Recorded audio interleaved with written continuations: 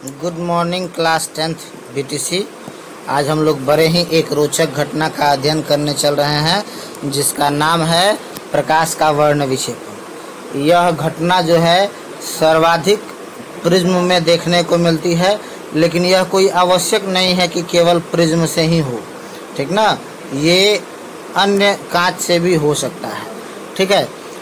अब अगर इसको देखना हो तो कभी कभार आप लोगों ने इंद्रधनुष का बनना देखा होगा, ठीक ना। इंद्रधनुष क्या होता है तो आपको दिखाई देता है, बारिश कभी कभी समाप्त होती है तो तुरंत सूर्य निकल गया तो दूसरी ओर एक रंगीन पट्टी दिखाई देती है। वो इसी वर्ण विक्षेपण के कंसेप्ट पर आधारित है।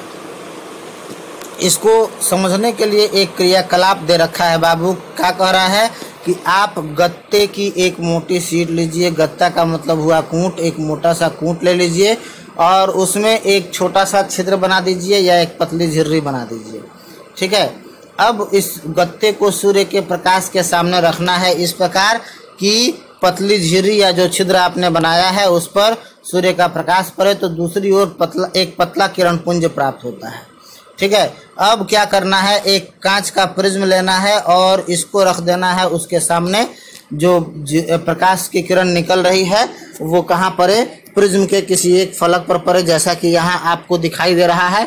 अब कह रहा है कि धीरे धीरे हमें प्रिज्म को घुमाना है, धीरे धीरे घुमाते घुमाते, और प्रिज्म के दूसरी ओर यहाँ पर एक पर्दा लगा कर रखेंगे। धीरे धीरे घुमाएंगे ताकि दूसरी ओर इस पर्दे पर हमें 7 रंगों की पट्टी दिखाई देने लगेगी, ठीक ना।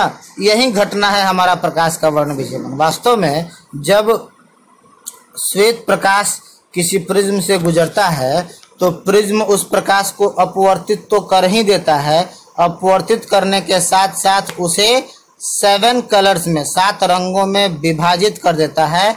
7 रंगों में विभाजित करने की इस घटना का हम लोग नाम देते हैं श्वेत प्रकाश का वर्ण विक्षेपण।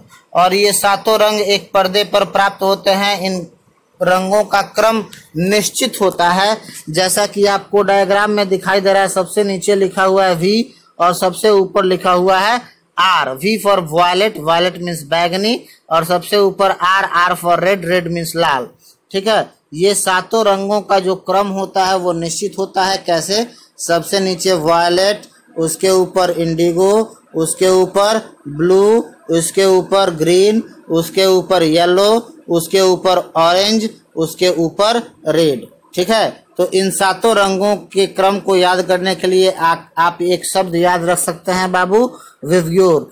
V for violet, violet means बैगनी। I for indigo, indigo means जामुनी, और उसके बाद B for blue, blue means नीला। G for green, green means हरा।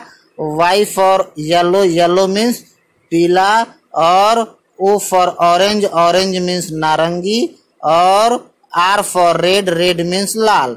तो ये 7 रंग इसी निश्चित क्रम में हमको मिलते हैं, जिसे निश्चित क्रम को हम लोग वर्ण क्रम या स्पेक्ट्रम कहते हैं, ठीक है।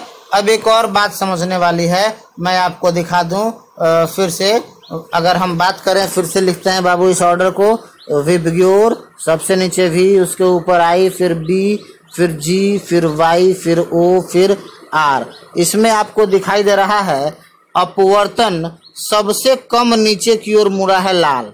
माने इसका जो अपवर्तन है, हम अपवर्तन की बात कर रहे हैं, वो अपवर्तन सबसे कम किसका होता है, लाल का होता है, और सबसे अधिक किसका होता है, तो बैगनी का होता है, ठीक ना। फिगर में आपको दिखाई दे रहा है कि सबसे कम अपवर्तन लाल का होता है और सबसे अधिक अपवर्तन बैगनी का होता है।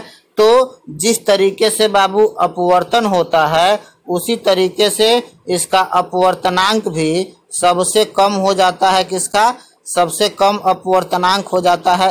तो जिसका, अब अगर अपवर्तनांक की बात करें तो जाहिर सी बात है जिसका अपवर्तन कम होता है, जिसका अपवर्तन कम होता है उसका अपवर्तनांक भी कम होता है।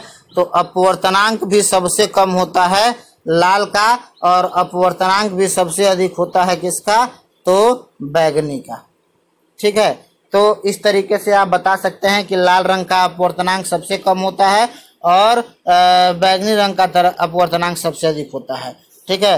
अपवर्तनांक सबसे कम और सबसे अधिक होने का कारण है इस रंगों का अलग अलग तरंगदैर्घ्य।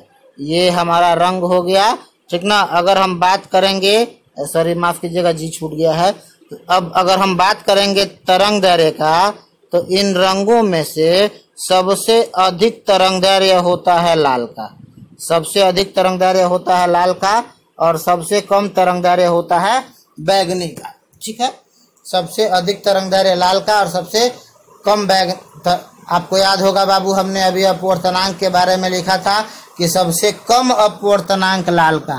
तो देखिए, जिसका अपवर्तनांक सबसे कम है उसका तरंगदैर्घ्य सबसे अधिक है, और जिसका अपवर्तनांक सबसे अधिक है बैगनी का, उसका तरंगदैर्घ्य सबसे कम है। माने अपवर्तनांक और तरंगदैर्घ्य एक दूसरे के व्युत्क्रमानुपाती होता है, ठीक है। तो ये बातें आपको याद रखनी है कि तरंगदैर्घ्य सबसे अधिक होता है लाल का, अपवर्तनांक सबसे अधिक होता है बैगनी का, तरंगदैर्घ्य सबसे कम होता है बैगनी का, जबकि अपवर्तनांक सबसे कम होता है लाल का, ठीक है।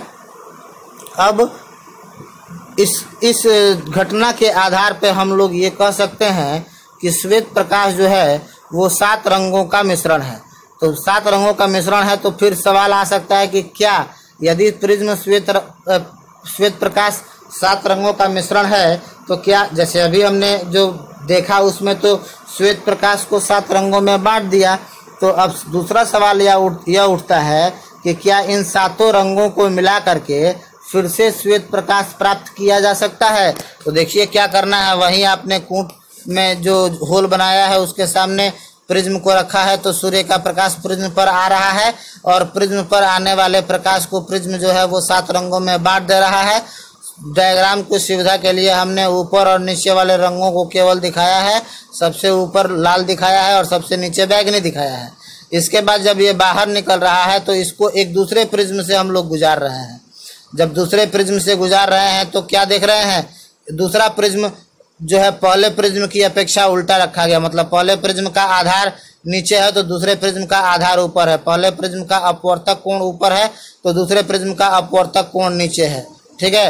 हम क्या देख रहे हैं, हम देख रहे हैं कि प्रिज्म जो है दूसरे प्रिज्म से जो प्रकाश की किरण बाहर निकल रही है, दूसरे प्रिज्म में 7 रंगों की किरणों ने प्रवेश किया था, लेकिन बाहर निकलने वाली किरण श्वेत प्रकाश की किरण है। इस तरीके से हम कह सकते हैं कि दूसरे प्रिज्म से हम लोग क्या किया, हम लोगों ने तो 7 रंगों को मिला करके श्वेत प्रकाश बना लिया। अब यह पूरी तरीके से सत्यापित हो चुका है कि श्वेत प्रकाश 7 रंगों का मिश्रण है। एक प्रिज्म लेकर के हमने श्वेत प्रकाश को 7 रंगों में बंटना भी दिखा दिया और 2 प्रिज्म लेकर के हमने फिर से इन 7 रंगों को मिला करके श्वेत प्रकाश भी बना दिया, ठीक है। अब इसी घटना के आधार पर, जैसा कि शुरुआत में हमने बताया कि प्रकृति में एक घटना होती है इंद्रधनुष का निर्माण, जो कि आपको नीचे इस डायग्राम में दिखाई भी दे रहा है, इंद्रधनुष बना हुआ। तो कैसे यह इंद्रधनुष बनता है इसकी हम लोग चर्चा करेंगे अपने अगले वीडियो में। तब तक के लिए आप सभी को गुड बाय, आपका दिन मंगलमय हो।